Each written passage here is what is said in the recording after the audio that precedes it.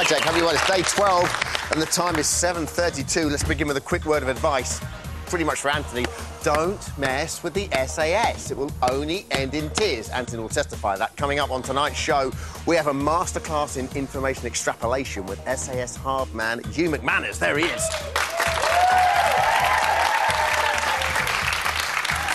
He's gone. Vanished. Like that. It's like Kaiser Sose, like that. He's gone. Meanwhile, on a slightly lighter note, we're going to be talking housemates, specifically everyone's favourite dark horse, Jeremy. I know you like him, don't you? Don't you? Don't you? Yeah. With TV beauty, Sarah Kaywood's with us. Wit woo. And we'll be checking in on our two most recent hijackers. Comedy double act. Yesterday's Chris Moores and today's Brian Sewell together at last. And there he is. Brilliant. Any more? No. And we'll be forcefully extracting your opinions in Little Brother's Big Shout, which brings us on to me telling you how to get in touch. A welcome return for Leon. I suggest you nail it, buddy. 0871 200 1040. Text studio and you comment to 83188 or email us via the Channel 4 website, channel4.com/BBLB. Last night, Andy McNabb's interrogation task ended with Anthony selecting Victor to automatically face the public vote. But you won't be alone once the nomos are done tomorrow. With that in mind, today's Big Shout can only be Leon. What have you got for me? Who would join Victor up for eviction and why? And then there's a little sort of a flick of a hand there. Leon, let's see it again, very quickly. Boom, boom, boom. Come on, Leon, what are you doing? You did it in rehearsal. Oh, no, I can't do it because it's live. No, why would we ever do it live if we did it in rehearsal? But now, not wanting to upstage to Trevor McDonald on the night of his big comeback, it's time for Little Brother's Big News at the usual time of 7:34.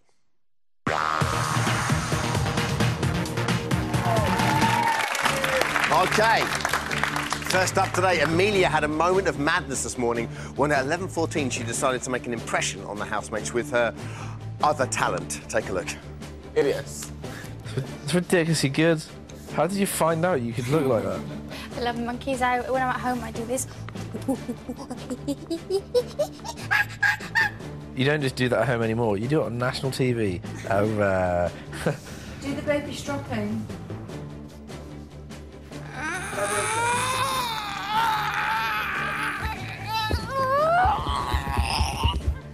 thought you were trying to do a poo first. Am I the only person that's beginning to think Amelia's a bit of a one-trick pony? Nice G-string, though. At 12:26, John attempted to talk street to the housemates, but our latest hijacker, Brian Sewell, was unsurprisingly not impressed. Let's take a look. To school. Where did you get that? John? No. Voice of God again. Take that silly thing off your head. You're going to grow up to be a politician who should dress accordingly. You can't respect somebody who makes an ass of himself. Oh, it's got to be a long day. I love his voice. Mr. Sewell rattled a few cages today, and after he made a remark about the housemates' cleanliness, manners, and even intellect, at 1:42, Nathan and Anthony refused to take it on the chin and decided to confront Brian in the dining room. Let's take a look. When you come in and said, like, you dislike us for this and this and this, and said you thought it would be working with, like, intellectual people, and I'm not, like, disrespecting you at all, because obviously you're very, like, you've done, like, brilliantly for yourself, and you're someone to listen to, and you can impart, like, a lot of wisdom. But I just thought like, that was a little bit rude to come in and question our, like, intellectual ability. The initial impression that you all made was one of extraordinary self-centeredness and boastfulness. And it was disagreeable and ultimately boring. There we go, Brian. Cutting to the chase. That was Little Brother's Big News today.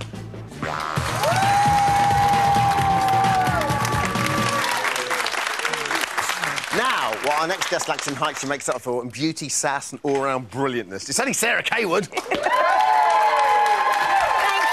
Sarah Kaywood. Your check's in the post. With her eyes matching a jumper. I know. I love it. Very nice. So, how are you enjoying the series? Because I'm loving it. You're a friend of the show, big Brother fan. How do you think we're doing this year with the whole hijack thing? I like it.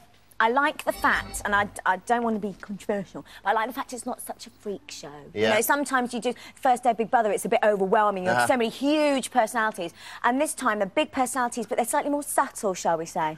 And I think it's only now they're starting to come out their shell a little bit, and the reality that we see on a nightly basis doesn't necessarily have to, like, it's not all built around the hijacker. Do you know what I mean? Yeah. You're starting to get to know the characters a little bit. Andy McNabb's rather literal take on being a celebrity hijacker. What do you think of that last night? It was really scary. You know what, though, what I really like is, he was a real surprise, because I thought it would be the usual suspects. You know, there's a big, the big friends of the show, Big Brother, and so you kind of get the same sort of people coming through the doors.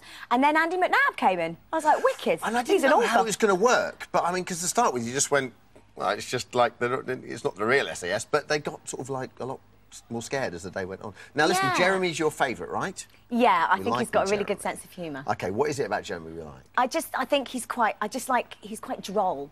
He's very dry. I think that initially, especially, he's aligned himself with Victor, which might have been to his cost, but I think if Victor goes, then he'll be safe. I think then he really will come into his own, because he's just a very dry, very witty, very funny guy. He's kind of everyone's go-to guy as well, in that kind of, like, what do you think about it? And he'll always come out with a relatively witty line. Now, we noticed, however, he is bearing the brunt of some of the celebrity, the power trips. I want to get your take on this. Take a look. Let the ritual humiliation begin. Jeremy, can you please stop flirting with Amelia? Why are you wearing shorts in the winter?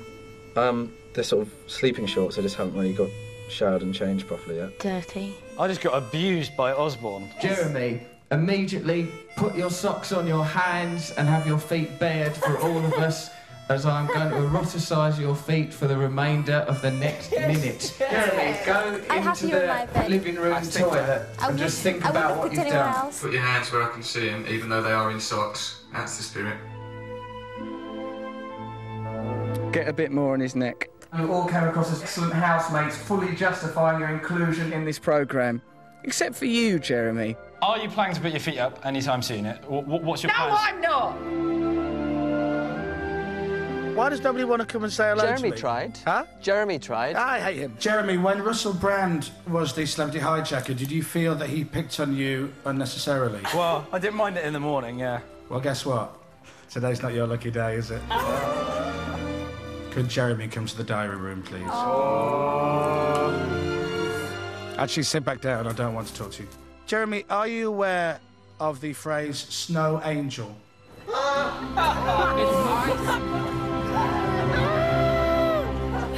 It's not working.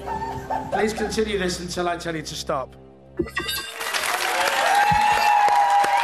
I mean, the thing is, when he first went in there, I think everyone was like, well, who's this guy? Because he came across a little bit smug in his VT. But he's a real grower, isn't he? Absolutely. He looks a bit like Danny from Supergrass. Doesn't he? The drummer, doesn't he? But why is he getting picked on, do you think? Because he takes it so well, I think. I mean, he really takes it on the chin, doesn't he? And he's funny with it. He's got that sort of hangdog thing, you know, when he's in the toilet, like, just taking Russell's, you know, rubbish, basically. He's just like that, right? I mean, he's resigned to it, and that's funny. Well, I was going to say, do you think he secretly likes it? Because because he plays it quite well. It makes him the centre of attention, remember? And, you know, the one thing that Big Brother contestants always are, without any exception, are attention seekers, generally. Now, we see her there. Jeremy and Amelia, discuss. Well, I think it would be different if Victor wasn't there. I think there obviously is some sort of chemistry. It's just fab, though, isn't it, in that sort of Big Brother, no pun intended, Big Brother way, you know, like her Big Brother's there. Big Brother? Little brother. Oh, no, Big Brother. Big Brother. I could get really confused. Yeah, yes, it could.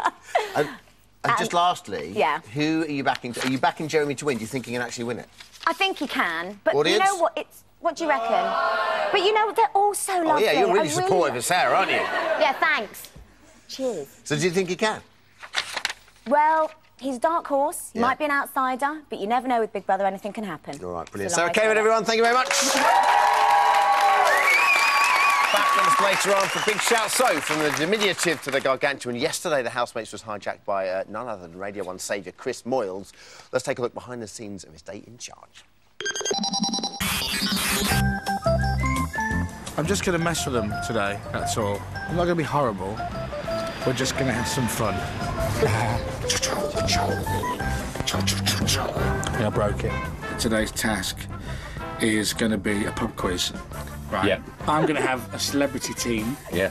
But the celebrities will all be Mr. John Culshaw. You'll see. You'll see. Now, the only thing is I'd like more money. Otherwise, I'm not doing anything. This is Big Brother. This is Big Brother. What is this? That's called a microphone. A what? A microphone. Microphone. Microphone. Yes. Right, okay. Here we go. Yo. This is Chris Moyles. I like the booth very much. I like the power. Attention housemates, somebody's in the toilet. We think they're having a poo-poo. That's a joke. Are you a singer? Yeah. Is it Ozzy Osbourne? Rock and roll! Yo, yo. This is so much fun. Am I just been branded as a politician? No, you're cool. You're also being branded as Scottish and Ginger. So you're getting the whole spectrum. The day has been wicked. I tell you what, it's not a bad job, is it, to go and kind of have fun with all these people on the telly and then go and have a pint with all of them in the Big Brother house. I love the fact they all genuinely thought that we got Ozzy Osbourne. It was brilliant.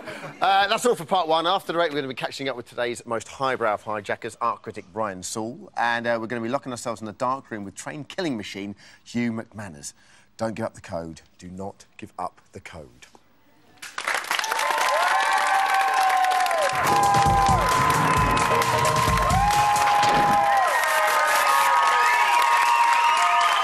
Hola. Welcome back to BBLB Celebrity Hijack. It's day 12. It's 7:48. T-minus 4 minutes till our very own SAS encounter with Hugh McManus, everyone. Oh, yeah. Cheer the fact I'm going to meet a guy that can kill me. That's really nice of you. But first, let's travel through space and time to a place far, far away. About 2 o'clock this afternoon, over there.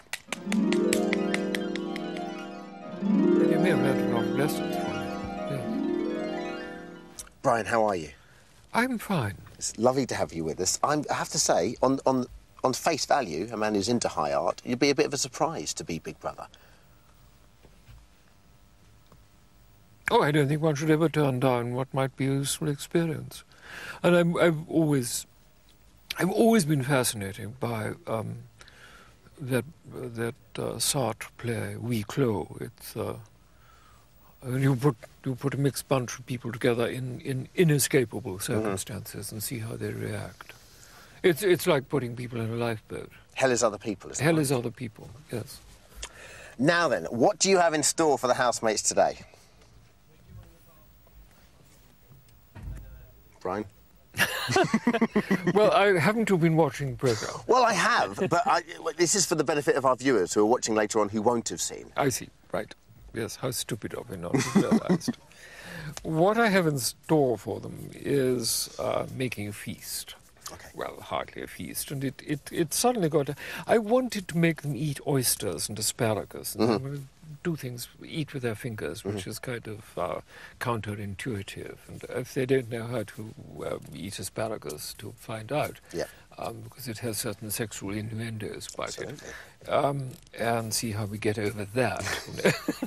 And are they doing that? I mean, are we... Well, no, because they didn't choose... They went Italian. OK, because I've heard you which completely scuppered the idea. Well, I've heard you on some of the monitors just going through the finer intricacies of duck. So they're doing a lot of duck, is that right? Well, yes, and then the oven is too small to cook more than two, so they'll have to be sort of bits of duck rather than whole breasts and whatnot. Now, obviously, I think the most interesting question to ask you in light of the housemates we have is how you are getting on with Amy, because she's the conceptual artist, which I know you're not a massive fan of. Have you taught conceptual art with Amy yet? I haven't talked art with Amy at all, no. I'm sort of hoping to avoid the issue. But there she was a few minutes ago sitting in the chair. And, it seemed necessary to make some kind of polite remark about it. I don't recognise conceptual art as art at all. It's just funny things that funny people do. This is interesting, because before they went in the house, we asked each of them to do a self-portrait. And we have here Amy, and I'd like to get your take on this. This is Amy's self-portrait. So, do you have any thoughts about this at all, or...? I guess that's her head. And that pretends to be a mirror, doesn't it? I believe so, yes. Oh, dear. So that's... No, I have absolutely no idea. No. Let's get rid of this. No talent at all. OK, wonderful. Off we go. Ryan, it's lovely to have you with us. That's probably worth some money. It will be. You know, if you hold on to it long enough and she wins the Turner Prize or whatever, then for God's sake. Oh, Brian, you know. well, in that case, we'll leave it with you as a little memento of your time here. Brian, thank you ever so much. Lovely to see you. Thank you.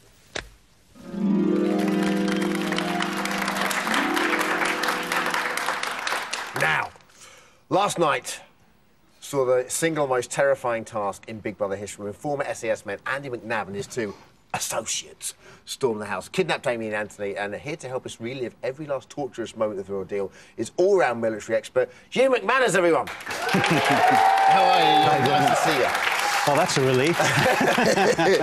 So, firstly, you've been fully SAS trained. So, as part of the training, have you encountered skills or situations like that we saw on last night's show? Yeah, when you're in that environment, you're likely to be captured. And so they have a very hideous training programme, which is very realistic. And it puts you through that, having prepared you for the sort of things that are going to happen. OK. And then they make you do it. So, with that in mind, how realistic was the task? Not really. No. Because, obviously, it can only really work to a point. But at the same time, when I first saw it, I thought, well, this isn't going to work. But the more it went on, you could see the more it meant to them.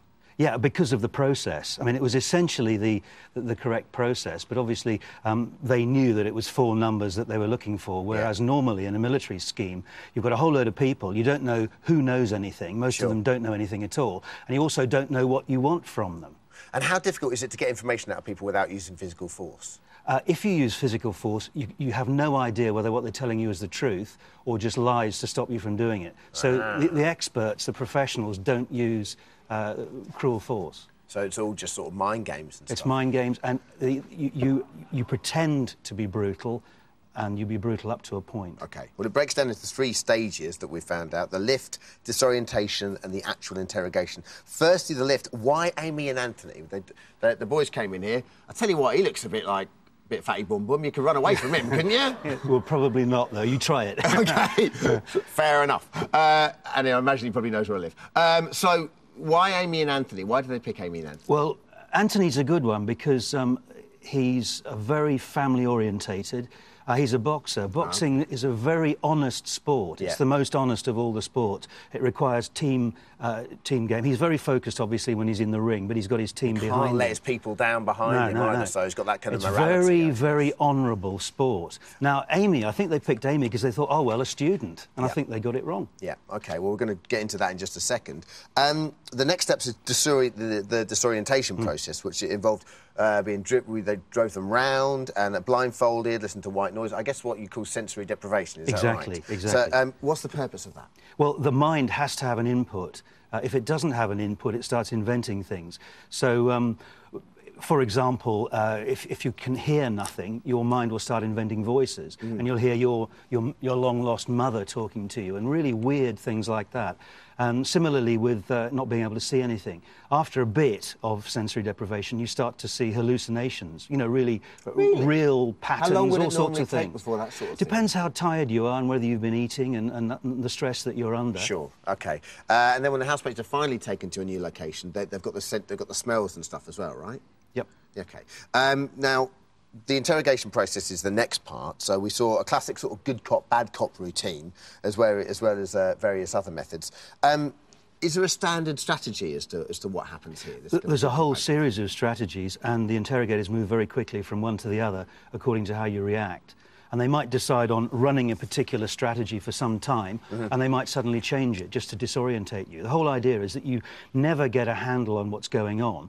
And the other thing is that you realise that these people are completely inhuman, because they are frighteningly cold. Yeah. And then suddenly they'll be friendly, and then suddenly it's turned off again. So how do you withstand that? How do you sort of train your mind to cope with it? Well, what they always taught us was think of these people as being snurgers, was the polite word they used, which is a sort of slightly ridiculous word, but when this guy's really giving you a hard time, you just think, you're a snurge. Yeah. And that sort of belittles him in your mind. Well, it's funny because even though I'm sure Amy wouldn't know that, I mean, let's talk about how the two housemates did, because Amy did very well, didn't she? Very well indeed. She's a conceptual artist. She's used to generating chaos in her her own life, and she generates random stuff in her art. So they could do whatever they wanted, and she'd be saying, this is like one of my projects, you know, this is interesting. Yeah. But whereas poor old Anthony, he's used to his family around him, he's used to a structured existence, and, you know, he would be completely disorientated. And the other thing about Anthony is that he will have been disorientated in Big Brother House to start with, away from his family. Sure. So you're now giving him an extra layer of disorientation. She's far more independent, and therefore that's sort of...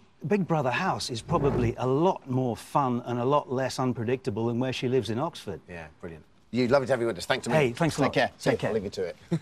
OK, time for today's Little Brothers Big Shout. Today's question is, who do you think should join Victor up for eviction and why? Sarah's still with us. There she is. Hello, my love. Hello. And all my equipment seems to be going all over the place. Oh, dear. It's like my intestines are hanging out. Brian in Cardiff's up first. Hello, mate. All right, Sam, how's it going? Yeah, not bad at all. Who do you think should join Victor up for eviction and why? I think it needs to be Latoya Dermot, if I'm being honest. Why? I don't think she's delivered as a housemate, and I think this week, if she doesn't go up, then there's the risk that the house will lose a big character, which I think would be a shame. Latoya, disappointing. Discuss. Yeah. Maybe she's quite low-key, isn't she? I don't think she's disappointing. I don't think any of them are disappointing. I just think she's a bit more low-key. OK, and just lastly, and very, very briefly, Susan in Chesterfield. Susan, who do you think? I think Liam should go Dermot. Why? His hair is driving me insane for one thing, and he does nothing around the house apart from stare into space. Wonderful, thanks a lot. Good hair comments there. That's all for today. Many thanks to our guests, you, McManus and Sarah Kaywood, everyone. We are back, same place, same time tomorrow. Don't forget, Chris Moore's Hijack on E4, followed by Big Mouth and Matt and James straight after. We'll see you tomorrow, 7:30. Bye-bye.